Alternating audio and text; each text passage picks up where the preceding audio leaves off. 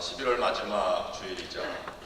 교회적으로는 성령 강림절 후 마지막 주일이고 특별히 왕 대신 주님 주일이다. 그렇게 교회적으로는 대강절을 앞둔 주일을 그렇게 지키고 있습니다. 여러분의 삶 속에서도 예수 그리스도께서 왕이 되셔서 함께 하시는 은혜로 다시 일어서시고 더욱 강한 믿음의 성도들이 되시기를 주님의 이름으로 축원합니다. 혹시 교우 여러분 가운데 어려움을 당하고 걱정과 근심으로부터 헤어나오지 못하시는 분들에게도 오늘 이 시간 예배를 통해서 하나님의 위로하심이 함께 하시기를 기도합니다. 예레미야 31장 오늘 본문 14절 말씀처럼 슬픔을 돌려서 즐겁게 하고 13절 14절 말씀 하나님의 위로가 있으셔서 근심으로부터 기쁨을 얻게 하는, 그리고 여호와의 복을 누리면서 만족한 삶을 살아가시는 여러분 모두가 될 수 있기를 주님의 이름으로 축원합니다. 예기치 않은 일을 당한 뒤에 더 강해지는 사람이 있고 또 그 일을 당하고 공포 속에 살아가는 사람이 있습니다. 언제 또는 예기치 못한 상황이 닥쳐올까 불안한 삶을 살아가는 사람도 있습니다. 또한 막상 불행한 일을 만나면 어떻게 헤쳐나올까 생각하며 당황하기도 합니다. 또 불행한 일을 겪고 난 후라도 또 언제 더 큰 불행한 일이 닥쳐오지 않을까 하는 더욱 걱정스러운 삶을 살아가게 됩니다. 그러나 다시 일어서는 사람, 또 회복하는 사람은 분명한 한 가지 조건이 있는데 하나님이 함께 하신다. 분명한 믿음의 근거가 있는 사람입니다. 그리스도인은 하나님이 함께 하심을 믿고 다시 일어서는 사람입니다. 언제가 목회하는 중에 연락이 와서 강도가 침입해 왔다고 하는 것 때문에 그 집을 방문한 적이 있었습니다. 근데 이미 경찰이 다 와서 밖에 있는 자동차 발자 타이어 자국을 조사하고 안에서는 범인들이 신고 있던 신발 자국을 조사하고 있었습니다. 들어오지 말라 이렇게 막더라고요. 제가 목사입니다. 가족이 전화를 걸어서 왔습니다. 그랬더니 발자국을 피해서 잘 들어오라고 그렇게 안내를 하였습니다. 그런데 그 일가족 5명을 한 지하실 그 가구에다가 가둬놓고 범인들은 한 사람은 총을 들고 한 사람은 해머를 들고 그렇게 위협하고 금품을 탈취하고 달아난 사건이었습니다. 그 가족들은 공포에 떨고 있었어요. 모든 조사가 다 끝나고 예배를 드리고 위로해주고 또 난 다음에 그 가족이 더 공포스럽게 살아가지 않을까 생각을 했는데 다행히 모든 것을 다 잊고 새로 일어서서 다시 삶을 일구고 살아가는 모습을 보게 되었습니다. 개인도 불행한 일을 만나면 불안한 삶을 살게 되지만 한 사회 국가도 마찬가지입니다. 자연재해로 많은 허리케인과 또 이곳의 불 때문에 굉장히 많은 어려움을 겪은 사람들이 있습니다. 그것은 자연재해이기 때문에 우리가 인간의 능력을 어찌할 수 없다. 받아들이면 다시 일어설 수 있습니다. 그런데 미국 사람들의 가장 큰 인상은 무역센터, 쌍둥이 빌딩이 무너지는 현상이 텔레비에 중계됐기 때문에 테러리즘에 대한 공포감을 많이 가지고 있습니다. 그 일례로 버나디디에서의 살인이라든지 라스베가스 이런 성격 사건들을 보면서 우리가 테러와 멀지 않다 이런 불안감을 가지고 살아가기도 합니다. 근데 중요한 것은 월남전이나 걸프전 때는 적이 분명히 있었지만 테러와의 전쟁은 적이 어디 있는지 모르기 때문에 원본 색출할 수 있는, 발본 세본할 수 있는 그런 능력이 있지 못하다고 하는 것 때문에 더 불안해지게 됩니다. 생각할 것이 있습니다. 이 911 사태 때문에 저는 그때 신학교 MDB 공부를 하고 있었는데요. 학교에서 다 텔레비전을 강의실에 놓고 그것을 그것을 지켜보고 있었습니다.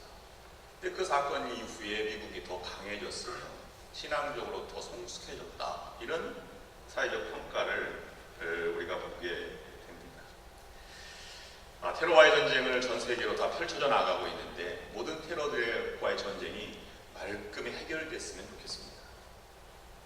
또 한 가지 생각해 볼 것은 전쟁이 확산되지 않기를, 또 보복이 보복을 낳는 그러한 어려운 현실로 나아가지 않기를, 악순환이 되풀이되지 않기를 우리가 또 기도해야 할 것입니다. 오늘 본문은 예레미야서 31장까지가 전반부고, 그 다음에 후반부가 이제 32장부터 시작이 되는데 분기점에 있는 그런 말씀입니다. 오늘 본문 말씀의 배경은 예레미야의 예언의 말씀 가운데 위로의 책 부분에 들어가 있는 말씀입니다. 잡혀서 처참하게 멸망당하고 포로로 끌려간 사람들이 불안에 떨고 있을 수밖에 없지 않겠습니까? 돌아설 수 있을 때에는 돌아섰지만 포로로 잡혀간 이후에는 거기에서 어떻게든 살아남아서 다시 시온의 재건을 위해서 살아가야 할 때인데, 공포와 두려움, 절망과 패배감 때문에 이스라엘 백성들은 정착하거나 미래를 도모할 수 없는 상황이 되어버리고 말았습니다. 그때 예레미야는 예레미야 29장에 편지를 포로들에게 보냅니다. 너희들은 거기에서 집을 짓고 텃밭을 가꾸며 아내를 맞이하고 남편을 맞이하여 장가들고 자녀들을 낳고 그곳에 있는 이 나라를 위해서 평안을 빌라, 이렇게 말씀하면서 미래를 도모하기를 바랍니다.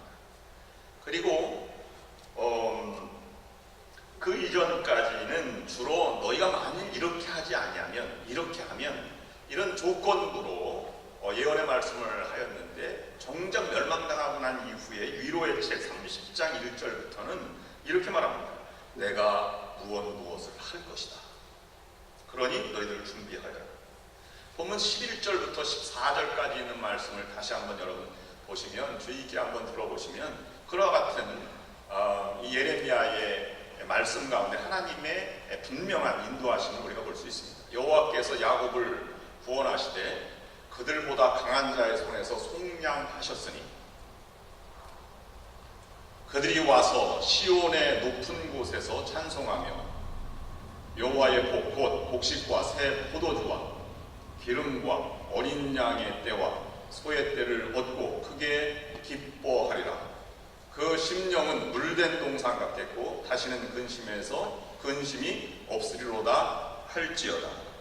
그때 처녀는 춤추며 즐거워하겠고 청년과 노인은 함께 즐거워하리니 내가 그들의 슬픔을 돌려서 즐겁게 하며 그들을 위로하여 그들의 근심으로부터 기쁨을 얻게 할 것이라. 내가 기름으로 제사장들의 마음을 흡족하게 하며 내 복으로 내 백성을 만족하게 하리라. 여호와의 말씀이니라.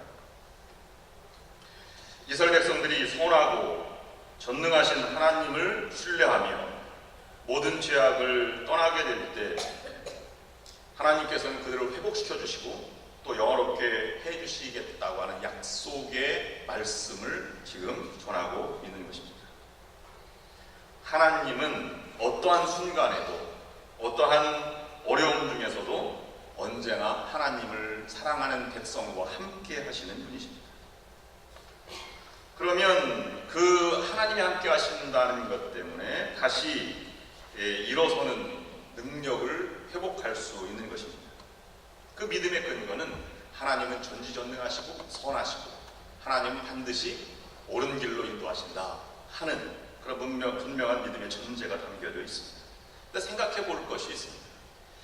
악한 사람들에게 하나님이 징벌을 내리신다면 하나님의 전지전능하심을 우리가 인정할 수 있을 것입니다. 그러나 착하고 선한 믿음의 사람들에게 다가오는 환난을 생각하면 쉽게 해결되지 않는 문제입니다. 성서의 많은 예언자들의 주제가 바로 그것입니다. 시편의 의인이 당하는 고난이라든지 아모스의 정의가 실현되지 않는 패역한 백성들이 더 잘 사는 사회를 바라보면서 하박국 선지자의 어느 때까지 하나님께서는 악한 이들을 보고만 계십니까? 이런 것들이 예언자들의 공통된 주제였습니다. 그냥 묻어두고 하나님을 경험하고 하나님의 은혜를 체험하면 되겠다 생각하지만 현실을 살아가는 우리들에게는 그것이 그렇게 쉽지 않은 과정임을 볼 수 있습니다. 하나님께서 착한 사람들에게 고통을 주는가 하는 문제를 아주 심각하게 다룬 책이 있는데요. 유대교 라바이 랍비인 쿠시너, 헤럴드 쿠시너는 그의 사랑하는 아들을 잃고 나서 책을 한 권 썼는데 그 책이 바로 이것입니다. 착한 사람들에게 나쁜 일이 생길 때, 거기서 하나님은 제한된, 하나님은 자연 질서의 법칙까지 무너뜨리면서 기적을 바꾸시지 못하며 또 불가능한 기도를 드릴 때 하나님께서는 응답하실 수 없다는 전제를 두고 제한된 하나님이라는 것을 묵상하면서 그 길을 찾아보는 그러한 책입니다.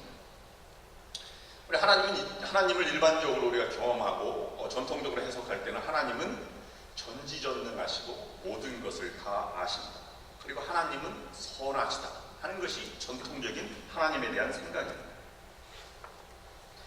그러면 어떻게 악과 고통이 그런 선한 하나님의 통찰에 있는 우리 사회에 동시에 존재할 수 있는가? 예를 들면 정말로 전지전능하다면 뉴욕에 있는 맨하탄 엄청난 테러 사건을 왜 미리 막지 못하셨는가 하는 그러한 생각을 가져보게 됩니다. 거기에 현실과의 갈등이, 신앙적 갈등이 존재하고 있는 것이죠. 그래서 이런 얘기 들으면 신앙인들도 궁색하게 됩니다. 만약에 하나님께서 전지전능하시기는 하지만 선하신 분이 아니라 악하기 때문에 이런 일이 나도록 그냥 내버려 두셨다든지, 아니면 하나님께서 사랑과 자비와 선의 성품을 가지신 분이시지만 전지전능하지는 않으시기 때문에 이런 일이 일어나는 것 자체를 막을 힘이 없지 않을까 하는 해석을 많은 믿음이 없는 사람들에 의해서 또는 믿음이 약한 사람들에 의해서 제기되는 문제를 볼 수 있습니다. 그러나 성서는 그런 속에서도 하나님의 전지하심과 전능하심, 선하심은 절대 포기해서는 안 된다라고 말씀을 하고 있습니다. 우주를 만드신 분이 우주에 간섭할 능력이 없다는 것은 논리적으로 맞지 않기 때문입니다. 그런데 왜 그 전지전능하시고 선하신 하나님이 고통 가운데 있는 사람들을 그냥 버려두시는 것처럼 보일까요? 그것은 하나님이 전지전능하시지 않기 때문이 아니라 피조물 자체가 유한하고 또 제한되어 있고 연약하게 만들어져 있기 때문이라고 묵상하고 있습니다. 만약 하나님이 모든 일에 개입하셔서 그것을 막으신다면 세상은 정말 우스꽝스러운 모습이 될 것이고 기적은 아마 기적이라고 말할 수 없을 만큼 그렇게 변화되어 있을 것입니다. 누가 만일 총을 쏘았다고 하면 그 총알이 좀 빗나가서 얼굴 옆으로 살짝 지나가게 한다든지, 아니면 자동차 사고를 당하는 순간에 하나님 핸들을 잠깐 틀어서 벼랑으로 떨어지지 않고 길 쪽으로 이렇게 나오게 한다면 기적은 무의미하게 되는 것일 것입니다.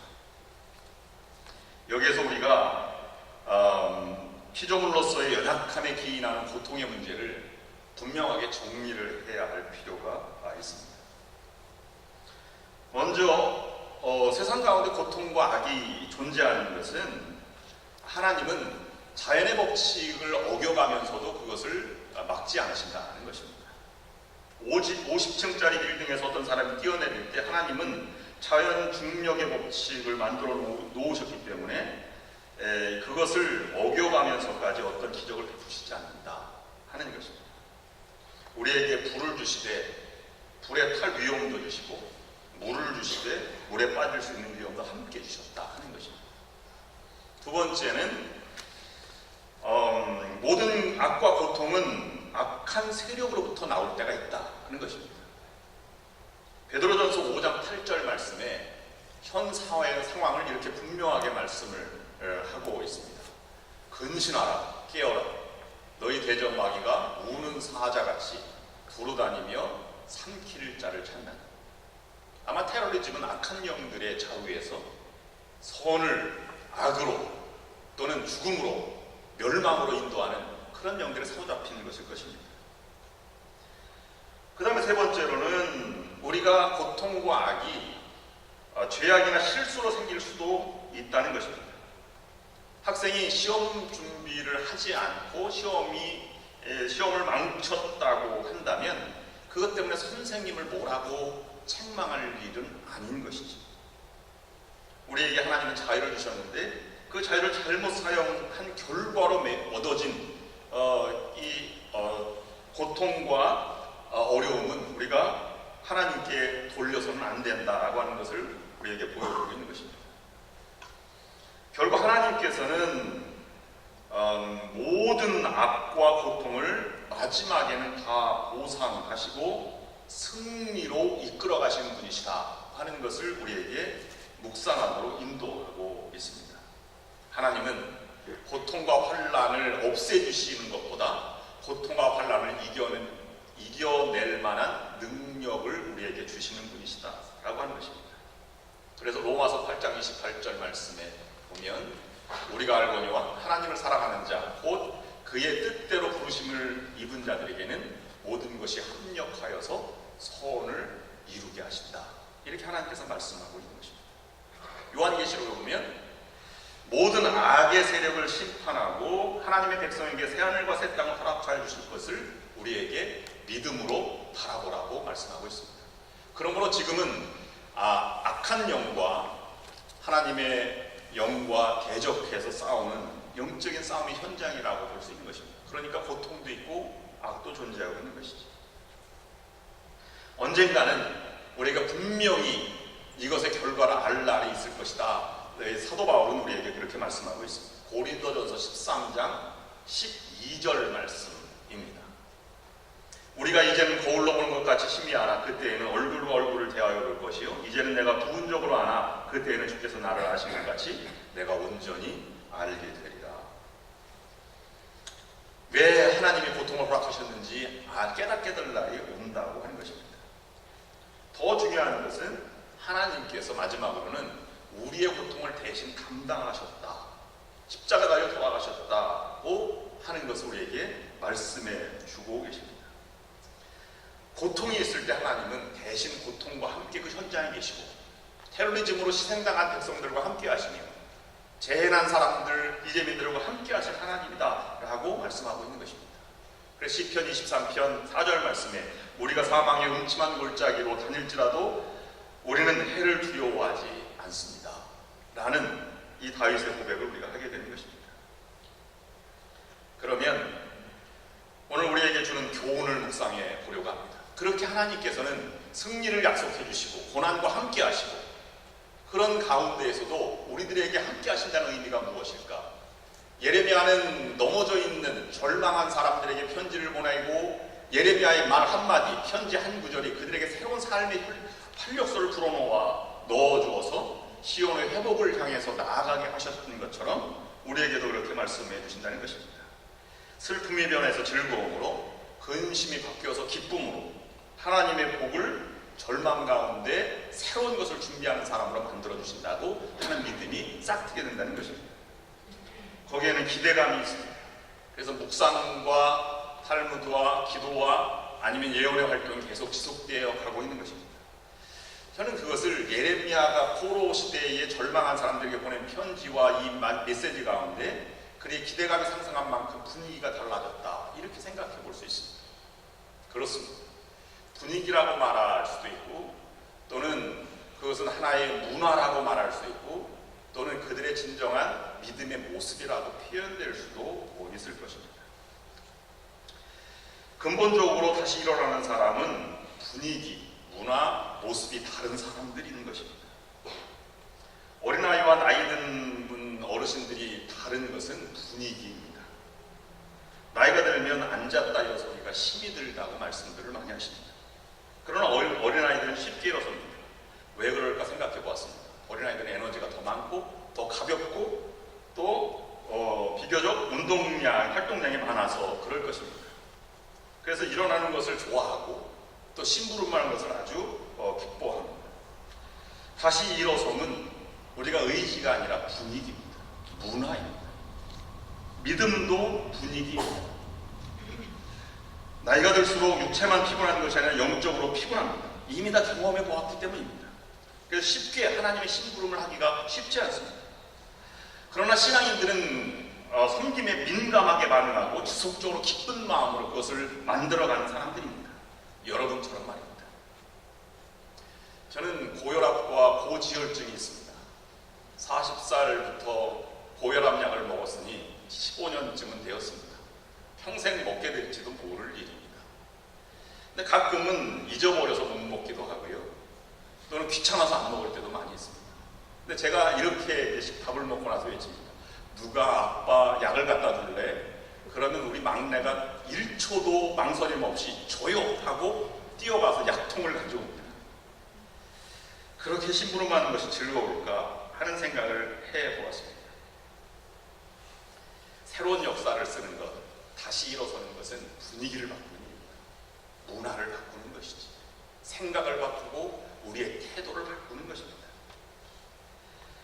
구약과 신약이 다른 점이 무엇입니까? 오늘 이 분기점은 중요한 것입니다. 우리가 말하는 구약과 신약의 분기점을 얘기할 때 예레미야서 31장 31절 말씀을 근거로 얘기합니다.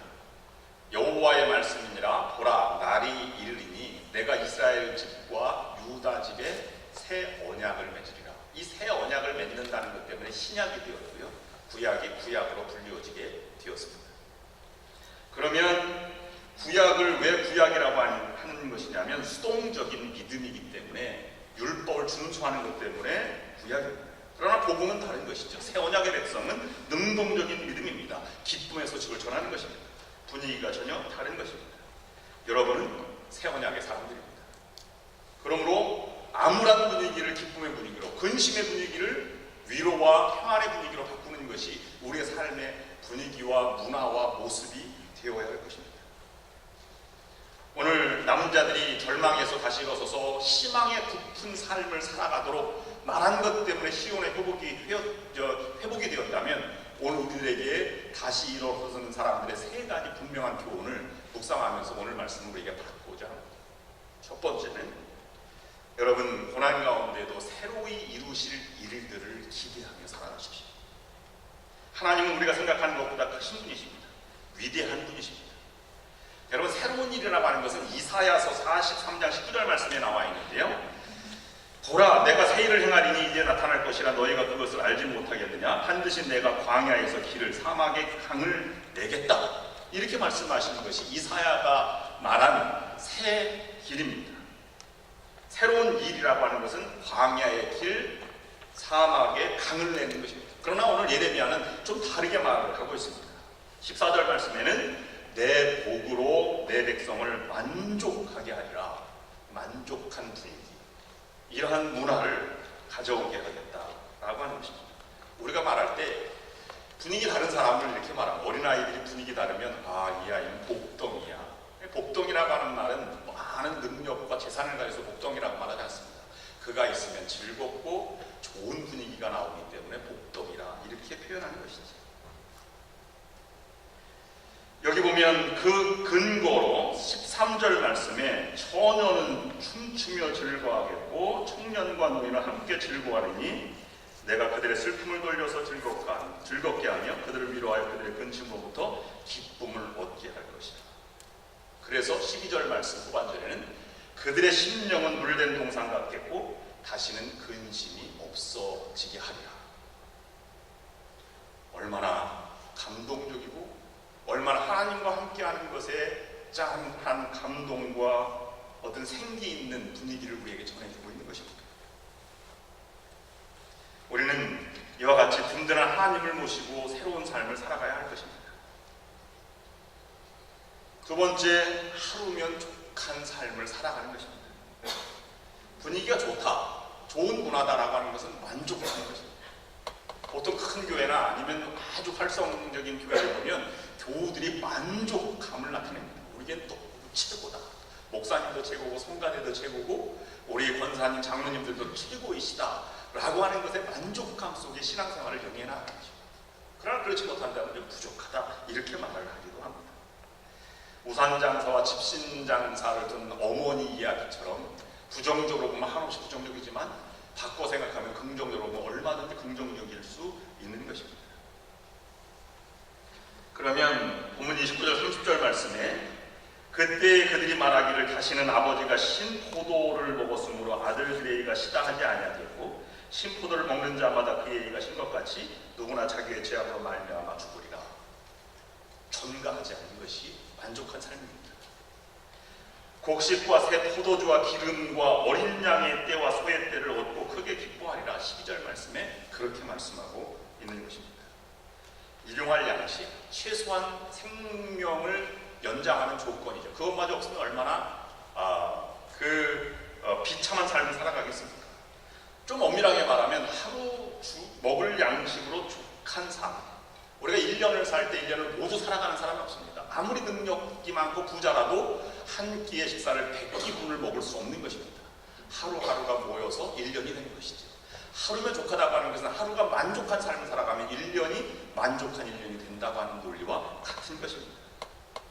이것은 예수 믿으면 하루 양식만 준비해야 된다, 미래를 준비하지 말아라, 노후 대책을 세우지 말아라 하는 것과는 전혀 다른 차원의 삶을 우리에게 얘기하는 것입니다. 세 번째, 보이지 않는 삶의 자산을 가지고 살아가라. 보이지 않는 삶의 자산은 만족감, 자산의 실체, 이것이 우리에게 분명히 있어야 한다는 것입니다. 감사와 풍부한 은혜의 삶을 살아가는 것입니다. 여러분, 이와 보이지 않는 자산의 능력이 있습니까? 바꿔서 말하면 우리가 구원받았다라고 하는 것은 죽어 천당 가는 것뿐만 아니라 근본적으로 바뀐 삶을 가지고 살아간다는 반증입니다.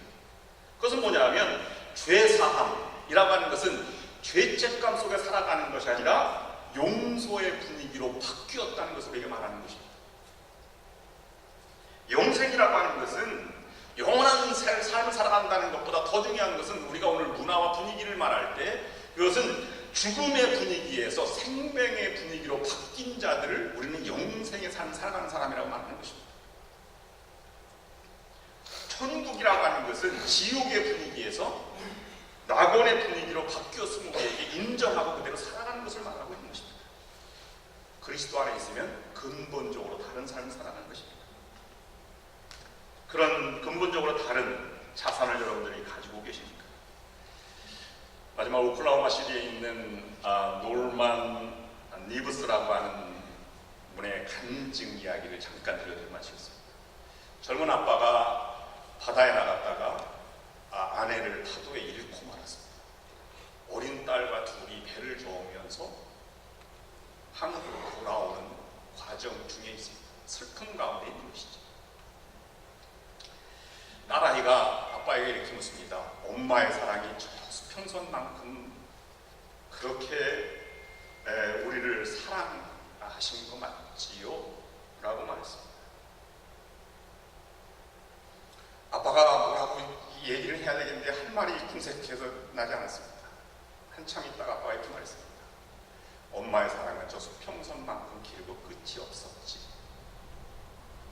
조금 있다가 아빠가 이렇게 말합니다. 하나님의 사랑도 저 수평선만큼 끝이 없답니다. 그 조금 있다가 아빠가 이렇게 말했습니다. 하나님의 사랑은 하늘보다 더 높지. 그리고 하나님의 사랑은 저 바다 깊은 곳보다 더 깊답니다. 그때 딸아이로부터 놀라운 얘기를 들었습니다. 아빠, 그러면 우리가 지금 그 하나님의 놀라운 사랑 가운데 있는 거 맞지요? 이렇게 말했다는 것입니다. 생각하기 나름이지. 신앙은 일어서는 사람입니다. 일어선다는 것은 분위기와 문화를 바꾸는 것입니다. 여러분, 성령의 문화, 생명의 문화가 여러분의 삶을 지배해서 여러분이 있는 곳에 새 생명이 드러나고 하나님의 복이 넘쳐오르는 여러분들의 가정과 우리 교회가 될 수 있기를 주님의 이름으로 축원합니다. 기도하시겠습니다. 하나님의 베푸시는 능력으로 새로운 생명의 문화가 넘쳐나게 하여 주시옵소서. 포로로 잡혀있는 이들의 절망감 속에서도 새로운 소망의 메시지를 전하는 것처럼 우리에게도 새롭게 일어서는 하나님의 은혜의 삶을 살아갈 수 있도록 인도하여 주시옵소서. 그래서 우리의 삶이 변화가 되게 하시고 우리의 가정과 교회도 변화되게 하여 주시옵소서. 예수님의 이름으로 간절히 기도드립니다.